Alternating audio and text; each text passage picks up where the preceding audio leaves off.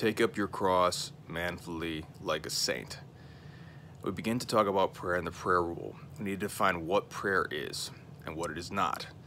Prayer is the lifting of the heart and mind to God. That is the intellect and will. It's a very pernicious evil that's been spreading in the Catholic Church, and that is the false gospel of psychology. The false gospel is feelings. And we have lost sight of what prayer is. Prayer is the lifting of the intellect and the will to God. So it's in the soul. These are the parts of your person, which are your soul, your immaterial soul. They are not your concupiscible or appetitive or your irascible appetites. These are in your senses. And so this has to do with your emotions, your senses, your appetites, your desires, and your pleasures, and things of that nature. Those are in your body. That is not,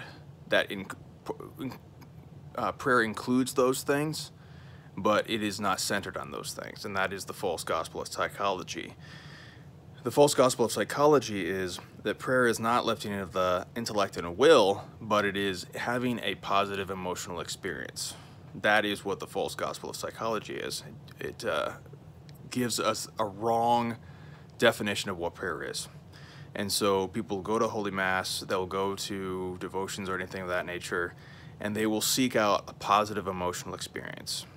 That is not prayer. And it is not a divine inspiration. It's your emotions. So, an important aspect of this is the definition of effeminacy. Now, effeminacy is very different than femininity. Femininity is a perfection given by God to womankind. I'm having there be some pieces out soon for me on Mary and the glory of femininity. So femininity is not what we're talking about. We're talking about effeminacy. Effeminacy is defined as a reluctance to suffer because of an attachment to pleasure. That's from St. Thomas. So this reluctance to suffer comes into the prayer life, because if we have the false gospel of psychology and we're just trying to have a positive emotional experience when we pray, we will immediately stop praying when we don't have that positive emotional experience, when we are asked to suffer when we pray. When we start praying and it's dry and we're not having much fun or emotionally attached to it, then we're going to leave off from praying because we're effeminate, because we believe in the false gospel of psychology. Rather, prayer is the lifting of the intellect and the will. And that is why the prayer rule is supposed to be just that. It's supposed to be a rule of prayer that you always follow every single day, no matter what. Even when you feel dry, even when you have to force yourself to pray, those times especially are most pleasing to God, because you are loving Him. You are offering your will to Him without any consolations, without any type of emotional positivity at all. You're offering that to Him as a cross, and that is most pleasing in the sight of the Lord. And we need to understand this and reject these purely sensual experiences of emotions in prayer life. So instead of being effeminate, we need to take up our cross manfully like a saint. In our prayer life, we need to stick to our prayer rule. Always pray.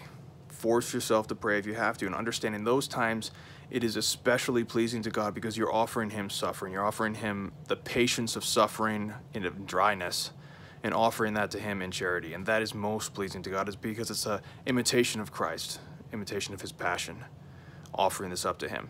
And it's also cleansing you from your attachment to these creatures. So that is an important, very important aspect of this. I want to remind everyone to support our apostolate. Please become a patron. If you become a patron, you get a free book. This apostolate is dedicated for Catholics. We're here for you in this crisis. I manage everything with a number of others. This week we are going to be talking more about the spiritual life with Kennedy Hall, talking about effeminacy and masculinity, Exodus 90 and things of this nature. So send us any of your questions, comments. Please like and subscribe, and I wish everyone a happy week. God bless. Merry Christmas. Happy Epiphany.